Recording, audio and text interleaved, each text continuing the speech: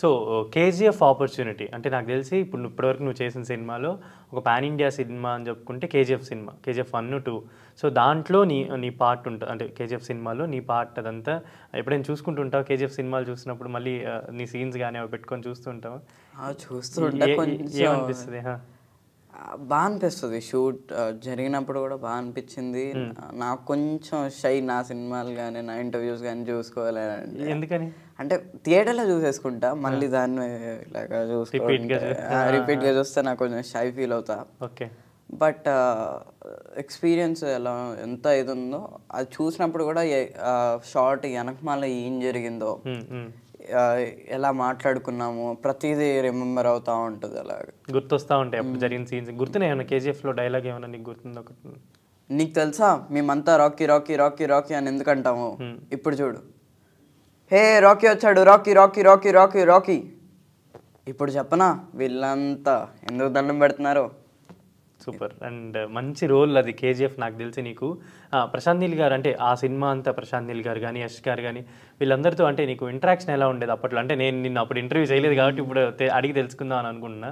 ప్రశాంత్ నీల్ గారితో బాగుండేది. ప్రశాంత్ నీల్ గారు కూడా మేము అటు సైడ్ ఫుడ్ తినేవాళ్ళం, ఇటు సైడ్ తినేవారు.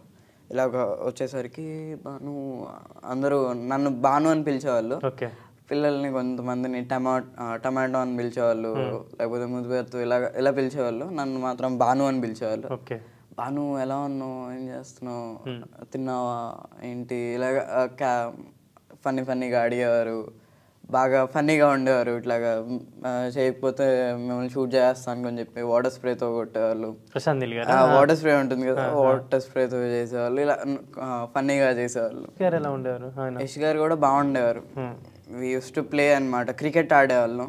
ప్రశాంత్ నీల్ గారు నేను అప్పుడప్పుడు యష్ గారు గ్యాప్ దొరికిందంటే ఏదైనా సెట్ చేయాలి, ఏమైనా కెమెరా పెట్టాలి అని అంటే క్రికెట్ ఆడేవాళ్ళం ఎక్కడైనా. ఓకే. సో అది కూడా నీకు ఒక మంచి ఎక్స్పీరియన్స్ అనమాట. అంటే ఇప్పుడు టోటల్ 60 మూవీస్ దాకా చేసావు కదా. అంటే ఇప్పుడు ఎడ్యుకేషన్ ఏంటంటే ఇప్పుడు ఏం చదువుతున్నాను? Seventh class. 7th క్లాస్కే ఒక 60 మూవీస్ దాకా చేసావంటే నువ్వు 10th ఇంటర్కి వెళ్ళేసరికి నాకు తెలిసి ఇంకొక 500 మూవీస్ దాకా అవుతాయేమో అనుకుంటున్నా. అవ్వాలని కోరుకుంటున్నా. ఇంకా వెళ్తున్నావు అంటే ఇంకా ఏదైనా సెటిల్ కానీ అంటే అప్రోచ్ కానీ వెళ్తున్నావా షూట్స్కి కానీ ఏమన్నా కంటిన్యూస్గా? ఎలా ఉంటాయి అంటే నువ్వు స్కూల్ ఎలా మేనేజ్ చేస్తున్నావు మరి? షూటింగ్కి వెళ్ళినప్పుడు బుక్స్ తీసుకెళ్తా, అక్కడ చదువుకుంటా. ఇంట్లో ఉన్నప్పుడు చదువుకుంటా. ఎలాగో ఇంకా ఖాళీ ఉందంటే I will go to school. Okay. So education ఎక్కడ నెగ్లెక్ట్ చేయట్లేదు అనమాట.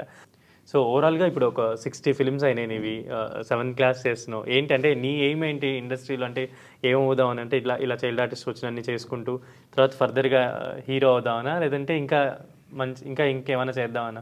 ఫస్ట్ యాక్టర్ అవుదామని అన్నా. ఫస్ట్ ఎడ్యుకేషన్ అంతా అయిపోయిన తర్వాత ఫస్ట్ యాక్టర్ అయ్యి దాని తర్వాత హీరోగా, దాని తర్వాత అన్నీ ఇది చేయాలి. నాట్ ఓన్లీ హీరోగా కాకుండా యాక్టర్ అంటే లైక్ సుహాస్ గారు ఉన్నారు. సుహాస్ గారు will do the villain characters, hero characters, అన్నీ చేస్తారు. అలాగా చేయాలని. సో అన్ని రోల్స్ చేయాలి అని ఉంటుంది. ఒకటి హీరోగానే కాకుండా మంచి క్యారెక్టర్స్, విలన్ అట్లా కూడా చేద్దామని చెప్పి. సో ఇప్పుడు తండేల్ రిలీజ్ తర్వాత అంటే సినిమా చూసుకున్నావు, రిలీజ్ తర్వాత వాళ్ళని కలిసావా ఎవరినైనా? చందు గారిని కానీ ఎవరినైనా? ఇంకా కలవలేదు. సక్సెస్ మీట్ ఇలా ఉంటుంది కదా, అప్పుడు కలుద్దామని. కలిసి అంటే ఏం చెప్దాం అనుకుంటున్నా ఇప్పుడు చందు గారికి కానీ నాగచైతన్య గారికి కానీ ఏం చెప్దాం అనుకుంటున్నా? ప్రీ రిలీజ్ ఈవెంట్కి వెళ్ళడానికి ఖాళీ దొరకలేదు. I was in the shoot. దొరకకుండా ఉంటే వెళ్ళుండేవాడిని. నాకు అంత మంచి ఆపర్చునిటీ ఇచ్చినందుకు I was very thankful to that. నా మీద నమ్మి ఒక అంత మంచి క్యారెక్టర్, ఎంతో చాలా పెద్ద క్యారెక్టర్ అనే చెప్తా, చాలా పెద్ద క్యారెక్టర్ అది. ఆ క్యారెక్టర్ని నన్ను ఎందుకంటే ఇప్పుడు నువ్వు వాళ్ళందరితో వెళ్ళడం వల్లే అక్కడ ఇంకా పెద్ద సీన్స్ ఉన్నాయి. ఇప్పుడు నువ్వు ఫ్లాగ్ పట్టుకుని సీన్ కానీ, నీకు కట్ చేసే సీన్ కానీ, ఇవన్నీ మొత్తం సెకండ్ హాఫ్ స్టోరీ అంతా నీ మీదే ఉంటుంది కదా. ఇంత పెద్ద క్యారెక్టర్ని, ఇంత పెద్ద కిట్టు అనే క్యారెక్టర్ని నాకు బాను చేయగలడని నమ్మి నాకు ఆడిషన్లో చూసి నాకు ఇచ్చినందుకు సార్కి ఎంతో థ్యాంక్ఫుల్, ఎంతో రుణపడి ఉంటాను. సో ఇప్పుడు వాళ్ళని కలిస్తే నువ్వు అదే చెప్తావు అనమాట, థ్యాంక్స్ అండి నాకు ఇంత మంచి ఆపర్చునిటీ. అలాగే మంచి ఫ్యామిలీని ఇచ్చినందుకు కూడా థ్యాంక్స్ అని చెప్తాను. తండేల్ ఫ్యామిలీ.